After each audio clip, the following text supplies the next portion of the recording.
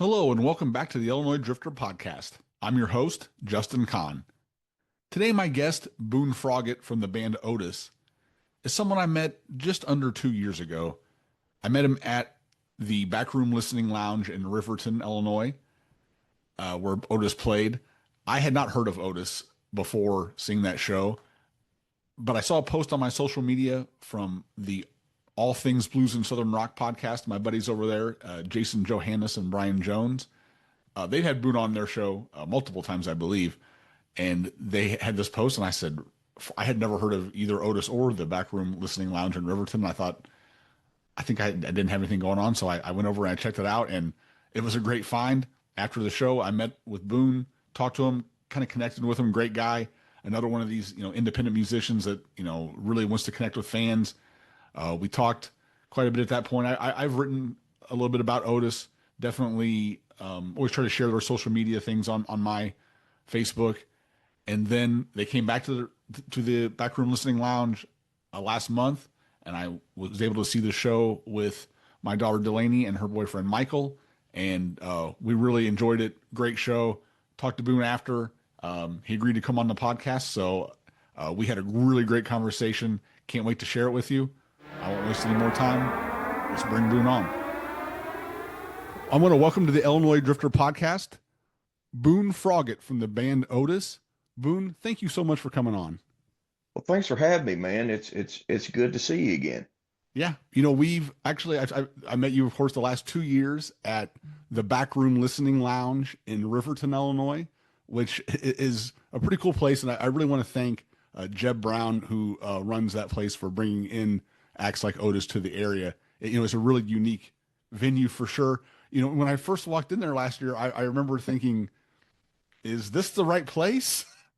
But then you get that little back room area, and you kind of get the vibe, and you go, okay, that's really cool. What was your first impression when you walked in there?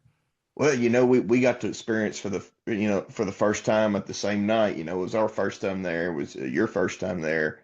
And you've seen our setup on stage. We've got a Sprinter van full of stuff. So we start loading in that door, and we're like, where are we going to put all this stuff? But once you start getting it up there, it makes sense. But being the view from being on stage versus being out in the crowd is totally different, because when you're on stage, it doesn't feel like a small venue at all, because you've got so much crowd participation. And it's for those of you that haven't been there, it's set up with old school, like church style pews. So it's kind of like it's the perfect combination of Saturday night and Sunday morning, and it's a great place to make music. Man, that's a great way to put it. I'll post some photos from the show so everybody can see it. Go check this out on YouTube if whatever you listen to. If you want to see what we're talking about, I'll definitely post some photos of that. But yeah, very cool place, and you bring up sort of the Saturday night music, Sunday music, that kind of thing. I just know you grew up in a really musical family in a really musical area, which so it's kind of in your blood, right? It is. It is. My grandfather was an old time bluegrass fiddler, so I grew up with that style of music. My dad's kind of is a honky tonk guitar player, so I grew up with a kind of different variety of music than most folks. I really don't think I heard any like classic rock and roll until I was in my teens. So I grew up on listening to Merle Haggard and Flatt and Scruggs and Marty Stewart and of course the Kentucky Headhunters have been a big part of my childhood as well. I was just used to seeing Fred and Richard around town. I'd see Fred at the tractor store getting something, or I'd see Richard at the music store. I always thought, man, those guys were cool, but it didn't really dawn on me. It still doesn't dawn on me now how big the Headhunters actually were in their heyday. With growing up, it was just like they were just kind of around and friends of the family. But if you go back and you watch the YouTube of like them doing Farm Aid, it's like, okay, yeah, this was a big movement, and they opened a lot of doors in rock music and country music alike. So a really really cool way to grow up, but kind of where where music changed for me is when I was going through my dad's cassette tape collection and got into BB King and the Fabulous Thunderbirds. Once I heard BB King do that big note that he's famous for, I mean it was over. That's all I ever wanted to do was play blues and rock and roll after that. You mentioned the Headhunters and I mean, yeah, I certainly that was really the first country music when I was growing up that I was like, I like this. I'm into this. And definitely, I think a lot of bands. I can think of a lot of bands that really were influenced by them. And a band that I just saw over the weekend, Blackberry Smoke, I think is very Headhunters like, and it's more of a country rock really than sort of that southern rock. It's really it was literally played on country radio and all that, but it was rock and stuff. But you talked about them being kind of family and friends. If you don't mind me asking, what was your kind of connection more specifically to them? Well, my grandfather sold Fred a tractor, so we had that connection. But my grandfather ran a jamboree place, music dance hall type place. It's kind of an odd thing to explain because they had a dance hall in a dry county. So you go figure. It's not it wasn't your typical type of music venue. So he had square dances there on the weekends, and occasionally they would bring in other bands. So in the late '70s, my grandfather was bringing in Itchy Brother, which turned into the Headhunters. So the Headhunters started out as a rock band called Itchy Brother, and was even in talks with the Swan Song label, which is famous for Led Zeppelin and Bad Company, and they were going to get a deal worked out, but the untimely death of John Bonham kind of threw a wrench in things, and music was changing, so they said, hey, let's kind of back off of this. So Greg Martin goes and plays guitar for Ronnie McDowell, and Fred was playing with a country artist called Sylvia, and Richard was writing for Acuff Rose, but through a kind of a crazy scenario of things, they decided to just try the headhunter thing. They were just wanting to do it for fun. There's like, we're not trying to, we're not trying to do something big. We're just playing some blues and rockabilly stuff and having some fun with it. But they soon found out, that it was a really fun thing, and people liked it, and that was kind of their way to make it. They never really dreamed of making it in country music. They always wanted to be a rock and roll band, but they had the country roots to pull it off, and they were at the right place at the right time. No doubt. Now, so how exactly did your band come together, Otis? Well, I was playing in my dad's. It was 4-hour cover style band. So My dad there's played in that kind of band. Absolutely, oh, yeah. cool. You know what I'm talking about. So, it was Buck Owens, Merle Haggard, David Allan Coe, to everything to like, Marshall Tucker and Skinner. So that was a really interesting way to come up. I've learned most of what I know musically on stage from playing those shows. You know, I never really had any formal lessons. Like if I got hung up on something, I'd go to my dad and say, hey, can you show me how to do this? And he'd show it to me one time, then go back to watching Gunsmoke, and then that's my guitar lesson. So it was I come up playing in a real trial by fire way. So I think ultimately that paid off. But where it really started to happen was uh, John, the current founding member of Yeah, Otis, bass player in the bass band. player, yeah. His brother Joe was playing in my dad's cover band, and he gets married and wants to take some time off to focus on some other things. So he said, well, my brother John's learned how to play bass, and this would probably be good for him. So he comes into that band, and of course John and I immediately got along great, and we enjoyed playing the cover stuff. But we got to the point to where like, hey, it would be cool to create something to where nobody can tell you you're playing it wrong. Nobody can tell you, you know, do this or do that. Just a real creative type of a music space. So we never really had the intention of like, hey, let's be this big band, let's tour around, let's do all this stuff. It was just come from a place of let's play what we want to play without any restraints, and that's kind of how it all started. Very cool. And then I know originally, I mean, I know you've had it's been you two guys have kind of been through it, stuck it out through the whole time, but Okay. there were a couple band changes. We'll get to that though. I did want to know how you kind of come up with the name. That's another Headhunters connection. Greg Martin, kind of took us under his wing as he saw what kind of music we were interested in, and he put us on, vintage gear, he's in, Muddy Waters, Howlin' Wolf, all the cool '70s stuff we should be listening to. He kind of set us down that path.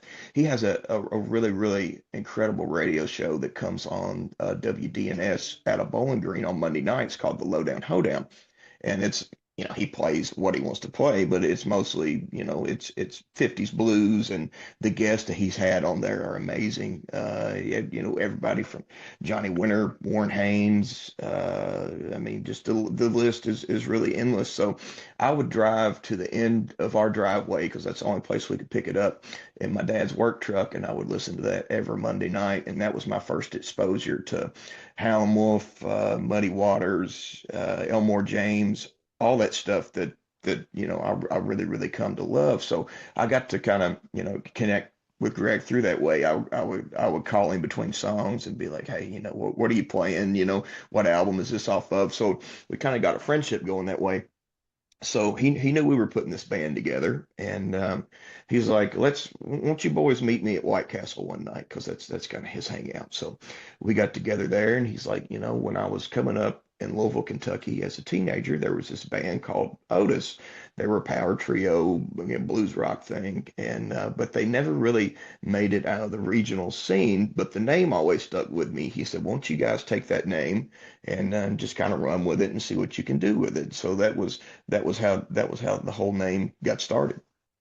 Cool. Now, you guys, for your first album recorded, I believe in 2014, you definitely didn't go in a traditional direction. A band would with their first album. You recorded an album of songs honoring John Brim.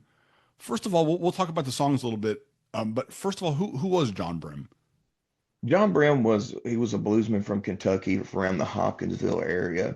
In his teens, he moved to Chicago and ended up on the Chess label, like in the heyday of it all, like Muddy Waters, Howlin' Wolf, Little Walter, all the classic guys. That was the era of the Chess label that he was on. And most people don't know who John Brim is, but his most famous song was Ice Cream Man because Van Halen featured it on their cover of it on their debut album. And when that happened, he was able to have a resurgence in his career and open up a record store and some other things. But when you go back and listen to those original Chess recordings, they were just as good as any of the blues greats, and had a lot of the same people playing on them. But for whatever reason, he never really got caught on as a household name. But if you hang around the right folks in Chicago, they'll be like, oh yeah, yeah, John Brim. I remember seeing John Brim, or I remember listening to John Brim. And but that stuff is just it.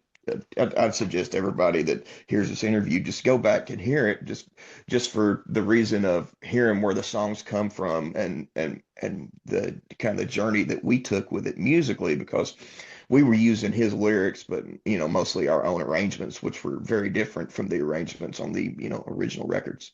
How did you guys kind of come up with the arrangements?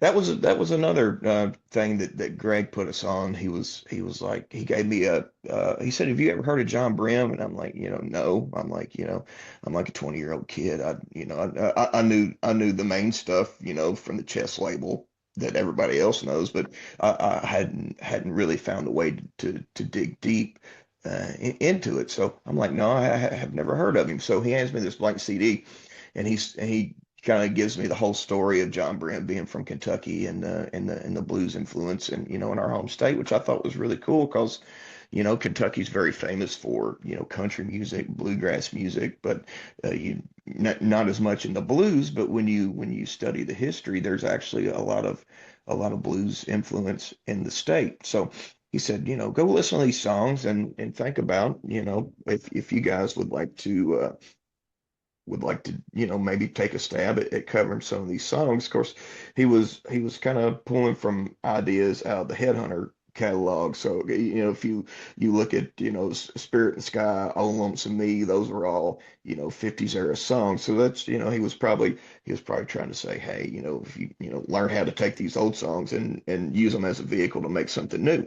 So that's exactly what we did. And all the bands we really love, that's what they did with old blues music. You look at what Zeppelin was playing early on. You look at what the Allman Brothers were playing early on. That's how we learned about the original blues guys. We go through the track listings and Willie Dixon wrote that. Oh, that's a T-Bone Walker song. Let's check out T-Bone Walker. So we gave being born in the generation we were born in, we listen to the blues backwards. You hear Yeah. Stevie Ray Vaughan first, and then you go back to the Fabulous Thunderbirds, and then all the '70s stuff, Clapton, Yardbirds, John Mayall, and then you finally eventually start to get to the real deal stuff, and it's it's kind of interesting when you look at it that way, because if it wouldn't have been for the Stones and uh, John Mayall, the Blues Breakers, starting that,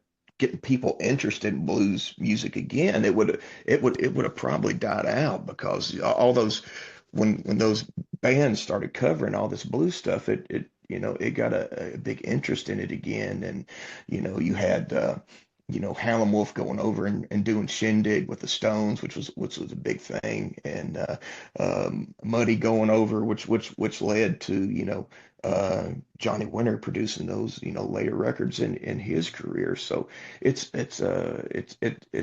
kind of a interesting thing to look at that way.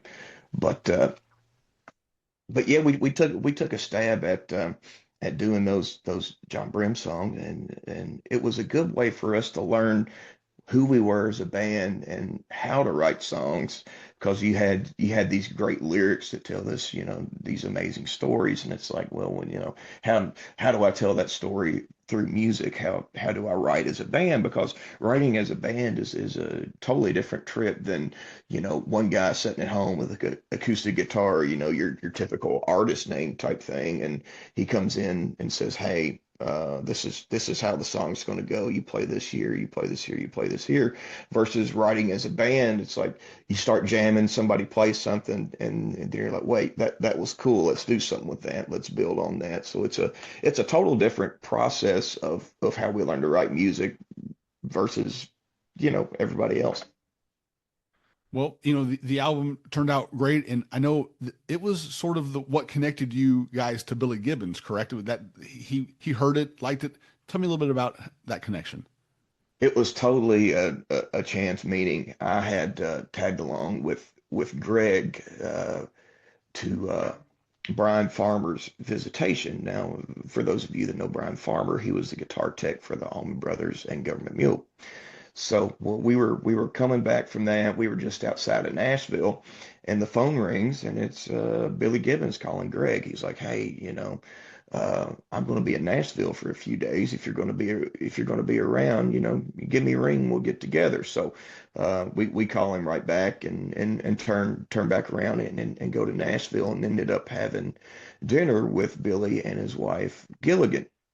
And toward the end of the night, Greg slides him over the CD and says, "Hey, you might use this for a drink coaster. You might enjoy it, maybe not. But these are some guys I'm working with." And he really didn't even tell Billy I was in the band at the time. After hanging with him all night, which was kind of a cool way to do that.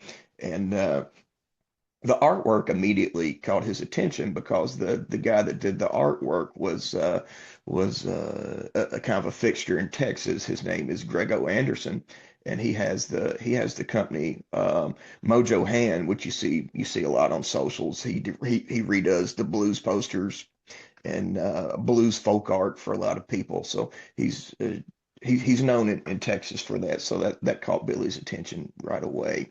But he called Greg back the next day. He was like, "Man, this is really an incredible album," and starts asking questions about the production, how we did this, how we did that. He said, "Can I have my engineer Joe Hardy talk to David Barrick that recorded the album and kind of go back and forth on some things. And he said, I'll send these boys a press quote and see if we can help them out. So Billy starts mentioning us in podcast interviews and written interviews, and even goes a step farther. He's just out there burning copies of our first record and handing them to people, people like Buddy Guy, Jeff Beck. And how we found out about this was Jimmy Hall plays harmonica on the record for us. And at that time, he was touring with Jeff Beck. And Billy goes to tell Jimmy about the project. He's like, man, there's this really cool band from Kentucky. And Jimmy's like, hey, wait, I played on that. So so that's kind of how we found out that Billy was burning copies of that out there. And it's the music we're trying to play. Billy's one of the biggest influences you could ever ask for, and for him to take an interest in us as a band and keep up with us, and and kind of push us along when he can is a huge honor. Now, at that point, did you have original songs, or were you kind of still working on that part of that kind of that process? We had original songs, and we had writing songs was something that was always easy for us, but we were just still trying to figure out who we were as a band, because we'd already been around people in the business enough to know that, like, if you don't know who you are as a band, somebody's going to tell you who you are, and then you're going to get stuck in this cycle of being someone else's idea of what you should be. If you but if you polished your idea and who you are well enough, you can kind of sell yourself as your own thing, and stick to your guns, and have something to kind of work off of. So I guess we just kind of gave ourselves our own artist development earlier in our career. We didn't tour a whole lot. We just focused on rehearsing, being a band, writing songs, and how good can we make this what we're trying to do, how far can we take it. So we were kind of very methodical and cautious about coming into the touring world. So in 2017, you released Eyes of the Sun. Tell me a little bit about how that album came about. We done the John Brent thing. We kind of caught some steam off that, and once Billy started mentioning us in interviews, people started approaching us. There were more shows. We started to take things a lot more seriously as a band. So it was time to kind of work on our own stuff. So we've been doing some demos with the same guy that we did Eyes of the Sun with, David Barrett. He's got a studio here in Glasgow, Kentucky, and he's recorded a ton of folks. Of course, he's done plenty of Headhunter records. He did Rufus Huff, Tail Dragger, a lot of people that we looked up to. So that was the obvious choice to work with. And at the time, he had a 2-inch tape machine, which we were really into recording to tape, because that's what all our heroes did. And we were very stern on, like, hey, let's do that, because what that does to you as a band is really puts the pressure on you. Like, you got to get this right, or you're just going to sit in here burning through tape all day. So it gives you kind of that motivation to say, hey, let's do this. Let's step up and be the kind of band that our heroes were. So we're working on the record, and started pitching it around a little bit. And a couple years earlier, Greg had got invited to go see Johnny Winter in Owensboro, Kentucky, and I tagged along with him and met Paul Nelson, who would end up being our manager at the time.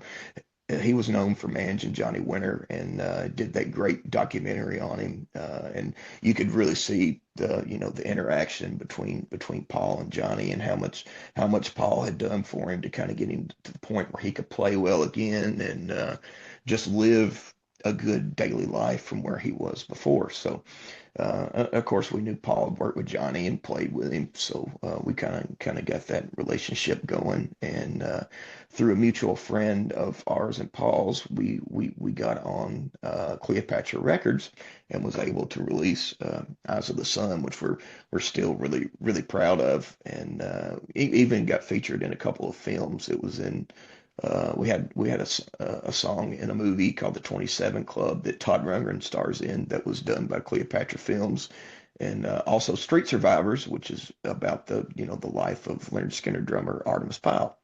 So that really helped us get out there after we released that album. We went to Europe twice, toured all over the United States, and it kind of helped us become, a more professional, prominent band. You mentioned Europe, and it does seem like the type of music that you guys play, there seems to be a larger audience for it right now, at least in Europe. I mean, I'm not saying this doesn't exist here in the United States, but it does seem like maybe it's a little more fervent. Would you agree with that? Oh yeah, man, we love our American venues, American audiences. It's just there's for the kind of rock and roll we make, there's not really a home on radio for it. You got your classic rock, your Foghat, your Bad Company, and they've been playing those same songs for 30, 40 years. Great songs, everybody needs to hear them. But if you're inspired by that, there's really no spot for you on the radio. Like I said, it's either classic rock or then you have your active rock, modern rock, your Nickelback, Shinedown, which if you're a classic sounding band, you really don't fit into that either. But the UK and Europe kind of more has a place for that in their media, so it's more prominent. And I explain it to people like this: as much as all us American guys love the Beatles, we'll never be able to play like the Beatles because we don't have the DNA for it. So Southern rock, blues rock is kind of that for them. They don't really have it in their blood to play it authentically. So when a band like us comes over there, if they take it very seriously, and it's a big thing. You know, 2020 was a wild year for all of us. I mean, no question, but it was kind of the end of the first chapter of Otis in a lot of ways. I know your original drummer decided to step away to focus on family, and your other guitarist joined Blackstone Cherry to play bass. There was the pandemic, and oh yeah, you had cancer. First of all, walk me through the timeline on that, because I mean that is really such a crazy time to have gone through. I mean, like so let's say like kind of let's go with March 2020. That's when the COVID hit. Kind of where did everything kind of fit around that with all these things that kind of happened in your life?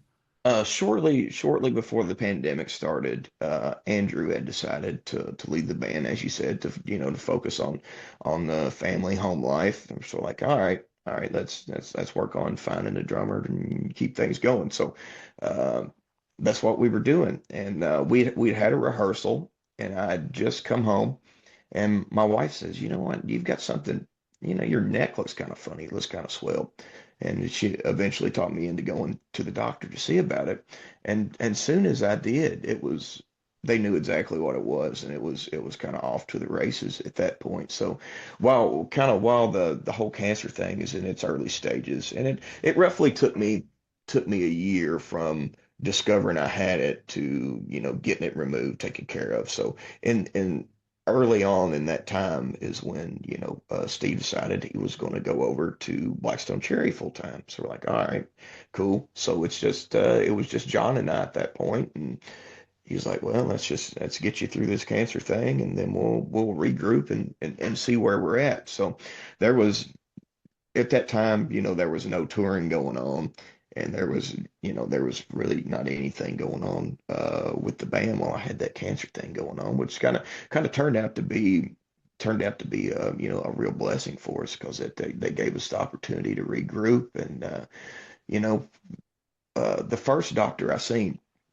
said, you might be able to talk after this, but singing's pretty much out. So I was like, and then of course that scared me to death. I'm like, I'm a decent guitar player, but where I'm really different than other people is my voice. So, obviously I was very concerned about that. And it just so happened that John, uh, his mother-in-law is a heart specialist, and a very well-known heart specialist. So I kind of go to her and I'm like, hey, do you know any specialists that maybe I could get into? Because I just don't really accept this whole not being able to sing again thing. So she helped me find a specialist, Amy Quillo out of Louisville. So I start going there and get the ball rolling with that. And she, the first visit I had with her, she said, "Oh, you'll sing again." She said, I promise you, you'll sing again." She said, she was telling me about this guy that she did the same surgery on, and he sang the Star Spangled Banner at a ball game the next week. I was like, all right, all right. I was feeling a little more positive about it at that point. But what was supposed to be a 3-hour surgery turned into 7 because when they got in there, the cancer had like these tentacle-like projections, and they were around my vocal cord. So, every little move they made, they had to test my vocal cords as they were going along to make sure that nothing was being damaged and, everything was as it should be. So I was very lucky that she was the one to do that surgery, and now I can sing things that I could have never sang before, because I had that mass in my throat, and it was constricting my airflow, and uh, was just causing me a lot of problems that I really wasn't aware of at the time. I was just like, well, maybe I'm having a bad night, maybe it's allergies, drainage, or something. But once I had this done, I'm like, oh wow, this is the way my voice is supposed to sound. So it was a kind of crazy, series of events going on, and kind of during the whole pandemic thing. Like I said, nobody was really able to tour. So this company called Together. It's two GTHR, and it's like a subscription based live streaming thing for guitar players. They approached Greg Martin, and they were kind of floating the idea. They had all these great players on there. Uh, they had JD Simo and Greg Koch was on there, and Philip Sage, just all these great players, and they added Greg into their roster. So I started working with Greg really closely because I was engineering those, together live streaming sessions for him, which kind of morphed into me being more involved with the Headhunters. So by the time I have the surgery and I kind of get over the whole thing, after the surgery I had to take radiation in like a pill form, and I couldn't be around anybody for 2 or 3 weeks. So that was a really rough thing. But once I got over that, Richard from the Headhunters called me and he said, "What would you think about doing our social media?" I'm like, "Well, cool. I don't really have anything else going on at the time, so that was perfect timing on that." And at the time, one of their bus drivers was also doing merch and some other things, and he had went and become just a full-blown bus driver. He was a co-driver before, but got everything necessary to get hired at this company called All Access. So he's like, I'm leaving the Headhunters. I'm going to go drive for Eric Church now. And so that kind of made a spot opened in their touring crew, and there's like, well, let's get Boone out here to sell merch. So I'll come out there and do that, and that really helped, get the wheels back under me because they got a 90 show a year touring schedule. So I went from a year of doing absolutely nothing, just trying to figure out life to being a full-time member of their touring crew, being out there with them, and that was a great place to kind of start putting the new lineup together and figuring out what the future for Otis was going to be, because I had all a bus full of great mentors that I could fall back on, ask questions, and Richard, Greg, Fred, and Doug. I would not be where I am today without the love and encouragement of those guys. Now, just real quick on the cancer, had it been caught early, I guess, or was it do you know like what stage it was or anything like that? And also, what kind of cancer was it again? It was thyroid cancer, so I Thyroid had to cancer. have my whole thyroid removed, a total removal of the whole thing, and then they give you this radioactive pill, which kills whatever's left over of the thyroid, just completely gets rid of it, and then you got to take a synthetic hormone to make up for what the thyroid can't produce anymore because it's not there. So that's what I was dealing with, and I think the way they explained it to me that I'd had it for a long time, but something caused it for whatever reason to grow really really fast. So I skipped like 3 or 4 steps of where they could have caught it to if I would have kept going down the road I was going down, it could have been life threatening. But I happened to catch it at the right time, and had time to take care of it. So that it was a whole crazy thing, but it only lasted for about a year. Now, after the surgery and the treatment, when was the first time you kind of tried singing? And were you immediately like, oh my, I mean, what was that process? Man, I knew I needed to try to sing, but I was afraid to. But because I was like, well, what's going to happen if it's not there? So I had this fear of trying it full blast. But at the time, uh, there's this new Kim Wilson record that come out of him doing classic blues songs, and I'd been listening to it for months, and I was in my Jeep going down the road listening to it, and he was doing Nine Below Zero, which is an old Sonny Boy Williamson song, and didn't even think about it, just started singing. So I'm hearing my voice, for the first time after this thing, by total accident, and it was like, all right, I've got it. So I start, building on it, and that's kind of when I found out that I had kind of had some new tricks up my sleeve. I could before I could never hit like a falsetto note. I didn't have it. I just thought I was one of those people that didn't have a falsetto, but now, I've learned that I can have it, and kind of how to use it, and control it, and I have so much more control over my voice now than I did before, which is a good thing, for us to if we go out and do a headlining show, that's for a weekend, that's 4 hours of singing. So it was really important for me to get back control of my voice.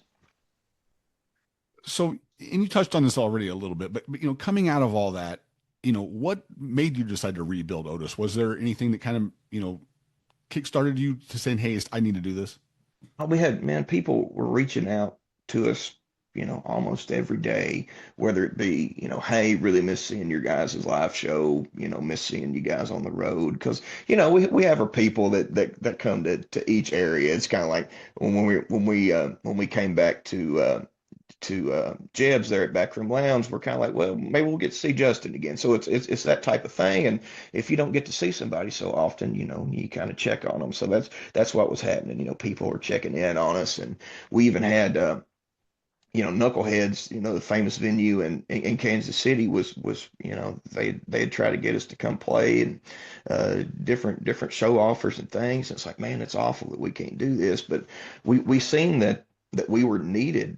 So many people were reaching out, and some miss hearing your guys' music, and seeing you, and the people that support us was kind of the whole drive for that. It's like a lot of these people have been coming to see us play for 8 or 9 years, and they were just like family to us, and it's like it would be awful to not go and play music for those people again, because they needed to hear it, and we needed to play it, and of course being out there with the Headhunters was really inspiring, because you seeing those guys play every night, and they're late 60s, early 70s, and just out there just mopping the floor with 20-year-olds. It's like, man, this is the kind of band we want to be. This is where it's at. So the stars kind of lined up for us to start doing this again, and brought the two new guys into the band. And of course, it was one of those another situations. John and I were both scared to death. We're like, are we going to have the same, magic that we did before? Was it dependent on, the people in the band, or is it just something that happens, and it's just we happen to pick the two perfect people to be in the band. And it's uh anybody I've talked to has said, this lineup of the band is so strong, it has so much energy, so much power. So we we managed the universe kind of guided us into making the right decisions. So we're really proud of where we're sitting now versus, where we were at that time. The new guys, I mean, this group is a really, it's a good mix of four guys who all kind of play off each other in just the right ways. Tell me a little bit how you found the two new guys.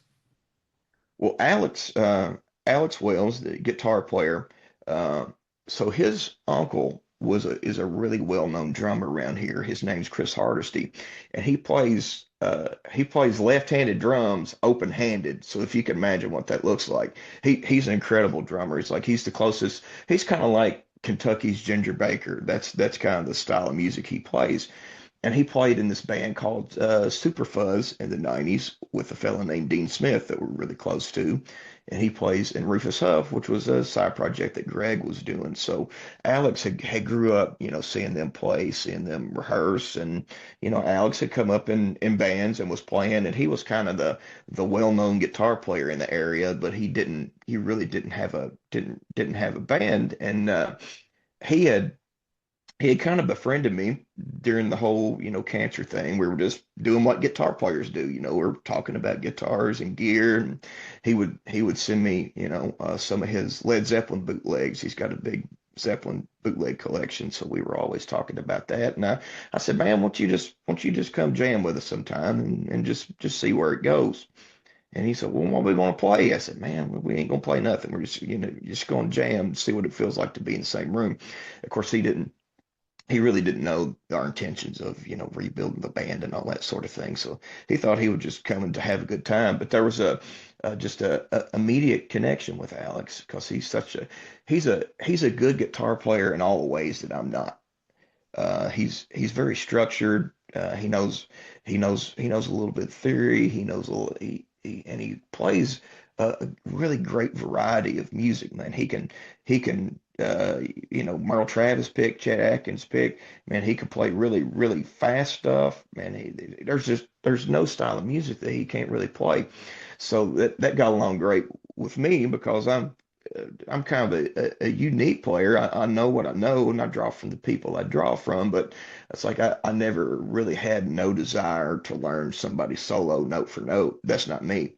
I like to just pick up the instrument and let it lead me where it needs to go. The guitar plays me more than I play the guitar most of the time.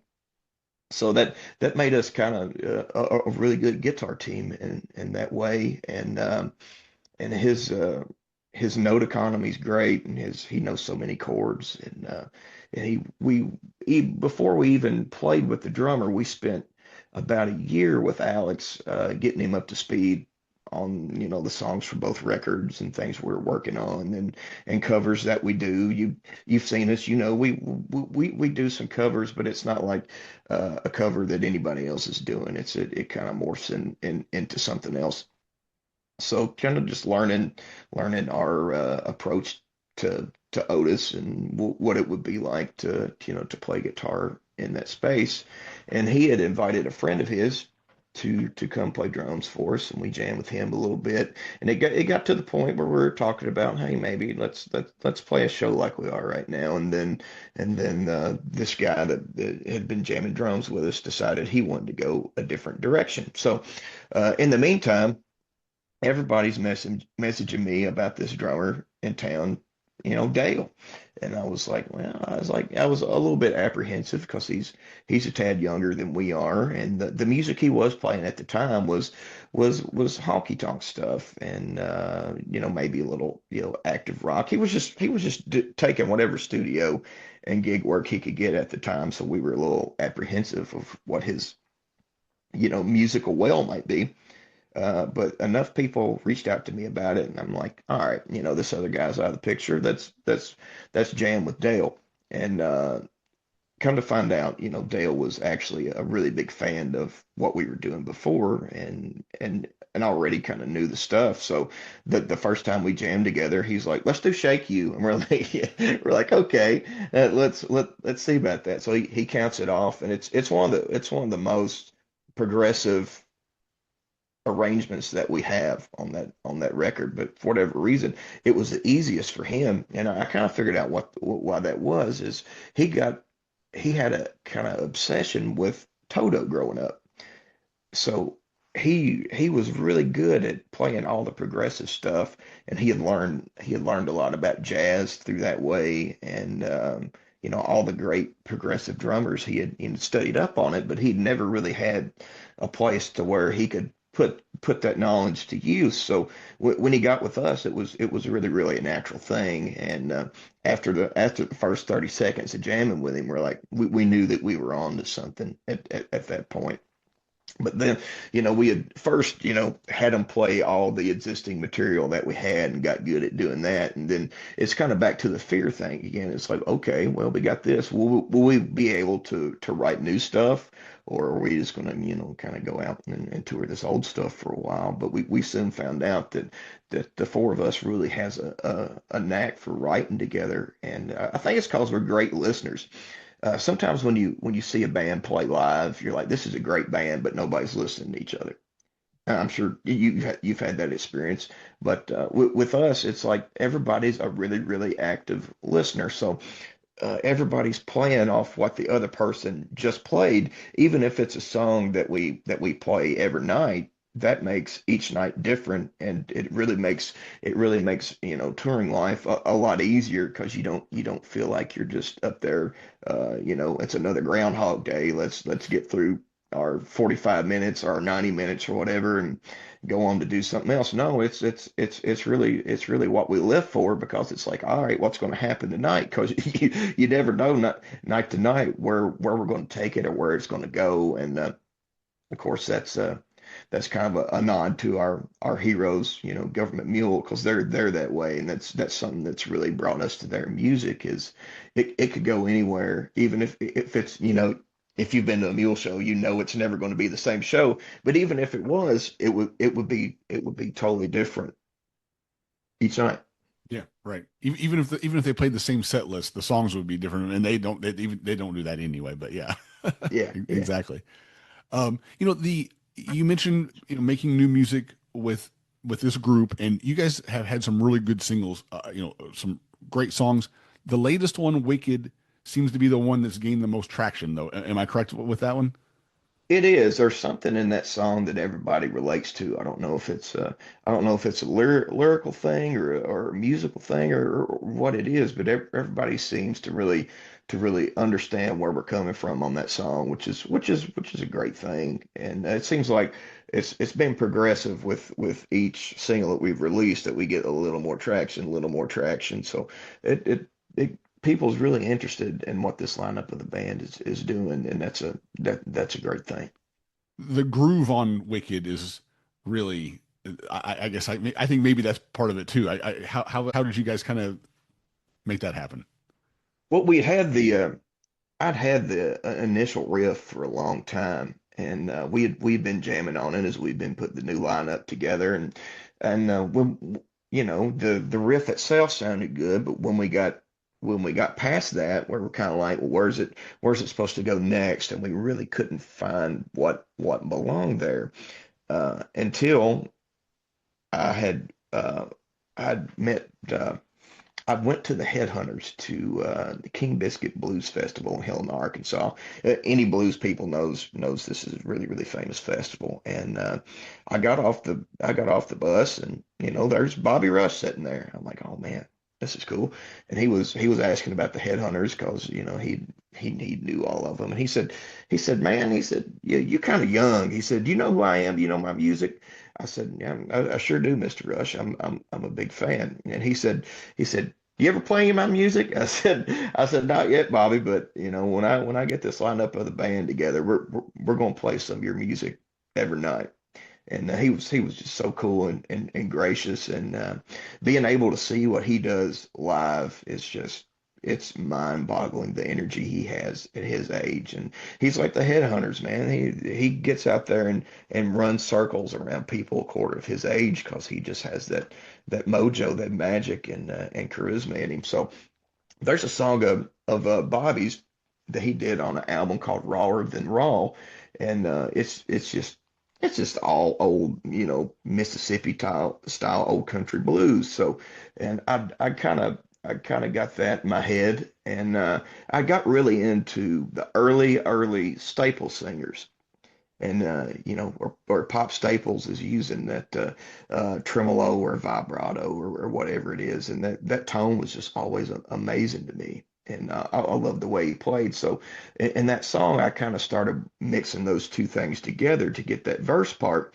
And Dale starts doing this kind of shuffle thing with it. And John matches it with the bass. And at that moment, we knew we kind of had something. But if you get it just ever so slightly too fast, the lyrics don't flow with it anymore. It doesn't sound right. So it has to be like the perfect speed. And it's not one of those things that you can record one instrument at a time and play it that way. The whole band has to play it in the moment right then to keep it going. So that ended up, kind of being the groove for the song. And we had to really, really work hard on it, like to the point where everybody was getting tired of the song. Almost like, should we even be working on this song anymore? So, we got it kind of where we wanted it, and we were fairly happy with it. But when we started tracking it in the studio with Kevin McKendry, we go back and we here's kind of how we work. We'll go in the studio, we'll jam, and then we'll say, hey, let's try a listening take. We're not trying to necessarily get the recording then, but let's go see how what we're doing feels on the other side.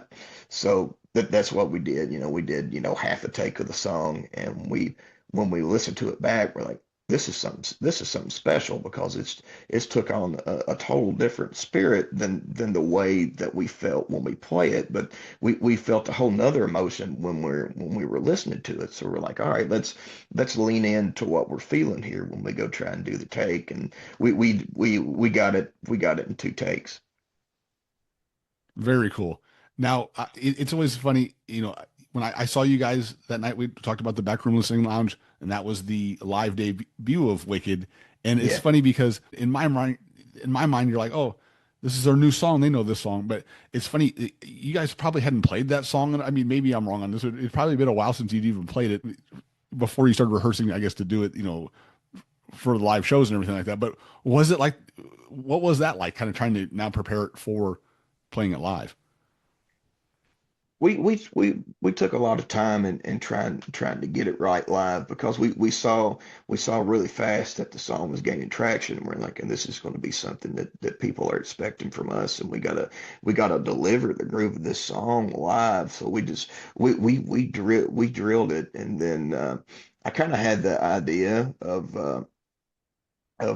kind of something leading into it because it's inspired by all this country blues stuff. So I'm like, all right, let's kind of take that vibe and roll it into the song. So as we were rehearsing it, I was doing that intro, and then Alex was playing the main part of the riff, and then that's how we started the song. But what a cool thing that happened was as we were rehearsing it, I started hearing this kind of other riff on the end that kind of sounded, it's very, kind of cactus sounding. So we got at the end of the song, and I just start playing it, and it turned into this great jam on the end, and everybody's like, oh man, we got to do this live. People love it. So that's it. That's how we ended up doing it in the set the night you saw it. And the cool thing about it is everybody that listened to the song is like, all right, they played the song, they're done, everything's good. So you got the shock element when we kick into that jam, but still we go back and end it again the way the song is. So it's kind of a fun thing to play. No question. It really landed great live. So that was awesome. I wanted to also talk about, the other two singles that you've had with this group, which is Last Fool in the Line and There's a Break in the Road. I guess I do feel like All and Wicked, you kind of throw those together. There is a certain intensity that kind of they all sort of match. And I know that you get asked a lot about a new album, and I'm not necessarily asking you like a when, but if it does happen or when it does happen, will all those songs be on it? Because it does kind of feel like maybe you got something started there with those, or will you kind of go in a different direction? Oh no, that's absolutely our intention is to have all those songs on the album, and we're sitting on quite a few more. So we've been working our butts off trying to make this album thing happen. And I get asked about it every interview because our people are music people, and music people want to hear music in album form. It's just so hard. Even for us, we get frustrated because like how can we tell people everything that we can do musically in 3 minutes? Or 4 minutes or whatever, doing these singles, because each song kind of showcases a different side of the band, and there's a lot to us. So you hear one song and you're like, oh well, they're this, and then you hear another song, it's like, oh, they can do that, and then it kind of progresses. It's just kind of like, we're really hungry to get an album out so we can kind of give people a full picture of what we're capable of. What is that process like as far as, I mean, not to, I know that, it's a tough, the music business is a brutal world, no question. But as far as like kind of, that process of the next steps of putting together an album, what is that process like? Well, we've been pitching what we currently have, and we have some interest in people putting it out. So we're trying to negotiate that side of it so we can go in and maybe do a couple more songs and kind of get the ball rolling on it. There's some really exciting things being talked about that we're really enthusiastic about, and we've just kind of been going in and recording as we can because.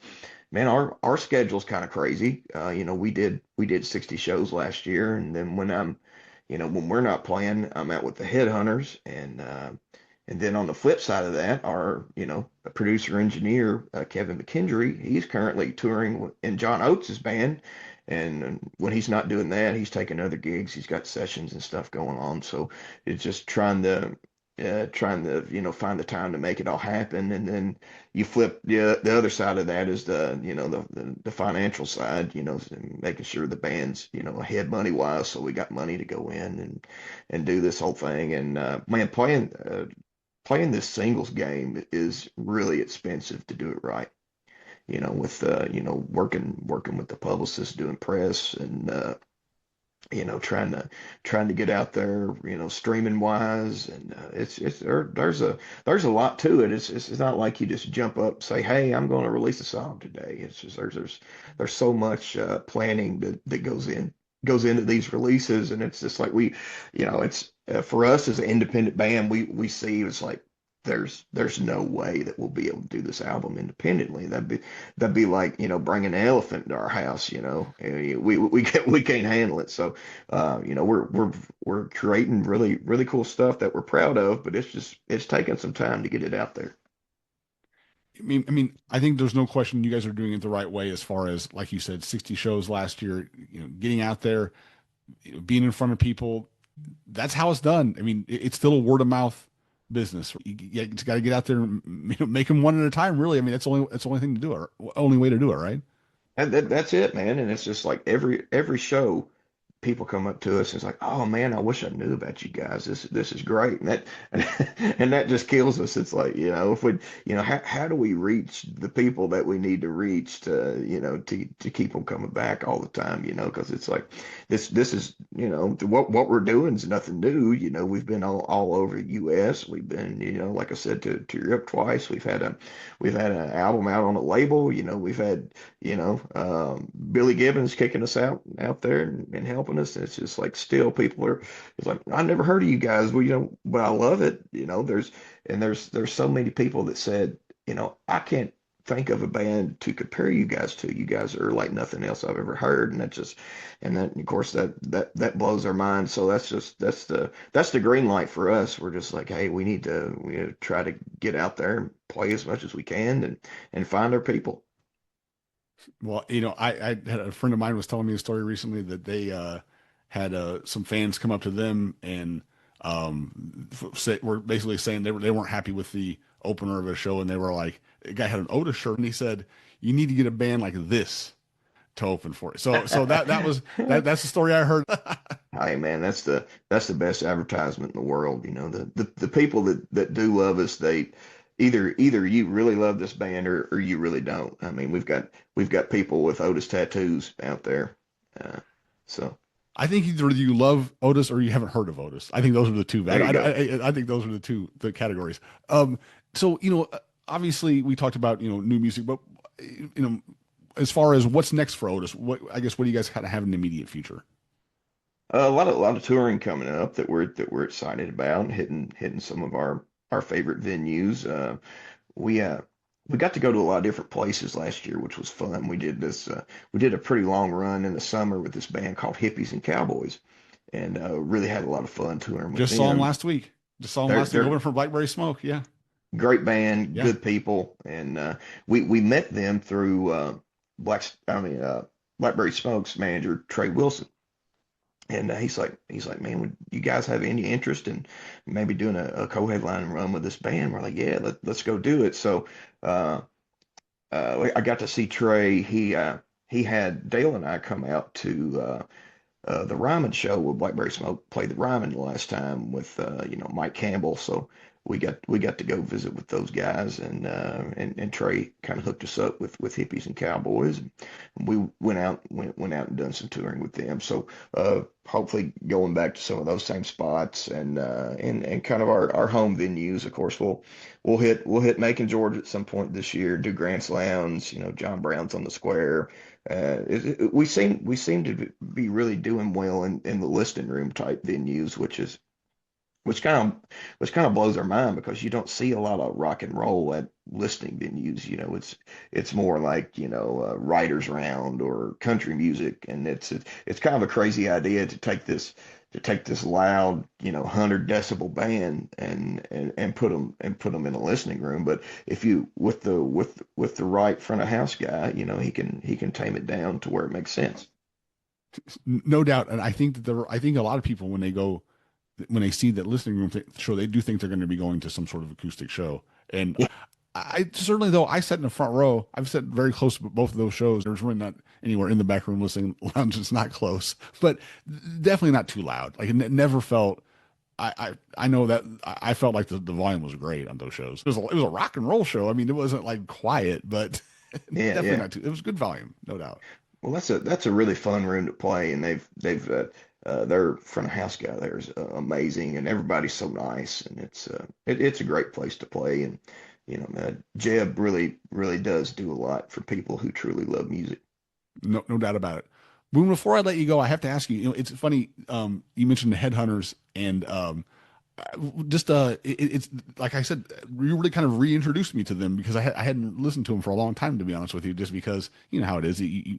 I listened to when I was younger, and you grow and things change, and you kind of forget about bands. And it's been really great, kind of going back and listening to that stuff. So I got to ask you, what's going on with those guys? What's next with them? They're busy, man. They're always busy. Big touring year coming up for them, and they're just out there doing their thing. It's the cool thing about them is you can put the Headhunters at a rock festival and they do well, or you can put them opening up for Hank Jr. and they do well, and it's just like you get to do all these mix of things. And I don't know how much you know about them, but kind of in the middle of their career. They got hooked up with a piano player named Johnny Johnson, and he played piano on all the Chuck Berry stuff.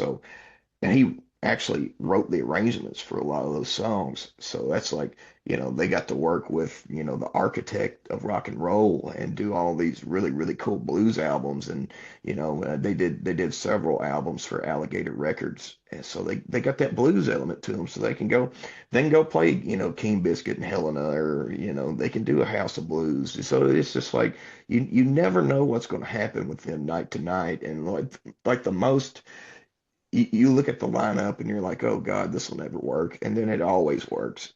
It always works. Like they played a couple of dates with Old Crow Medicine Show, and you think, the Headhunters and Old Crow Medicine Show, how's that gonna work? But the most of the crowd ended up being new to the band and loved them. So it's you just never know how it's gonna go, and everybody's playing amazing, and they sound like the Titans that they are every night. I I feel like we have a future project, Boone, between us. I would love to have like put together something where it was like a list of the Headhunter stuff that you don't know about. You know what I mean? Yeah. Because like you said, they have a ton of stuff out that besides those first two albums. Obviously they've they've been putting together music for a long time now. So yeah, I think that'd be fun. We'll put a little mark on that and say future project. Let's do a little Headhunter stuff you don't know about. So I think that would be fun to do. Boone, Let's I do really it. appreciate this. This was a great conversation, a lot of fun. Thank you so much for coming on. Oh, thanks for having me, man, and I look forward to seeing you again. No doubt. Thank you for listening to the Illinois Drifter podcast. Be sure to visit and subscribe to Illinois Drifter on YouTube at www.youtube.com/@Illinois Drifter. For past episodes, show reviews, and other goodies, go to illinoisdrifter.substack.com. There's much more to come. We'll see you at a show. I played this.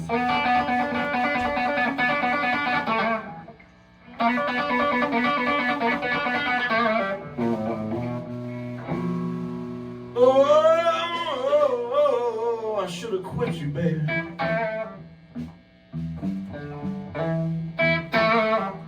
A long time ago.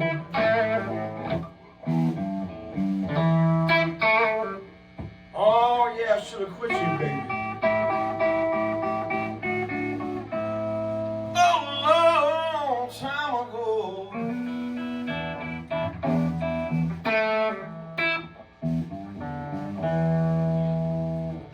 You got me down here, darling.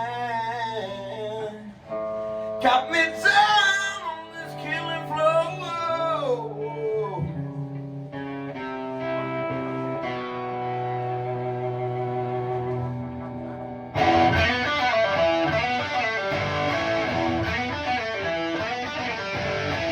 I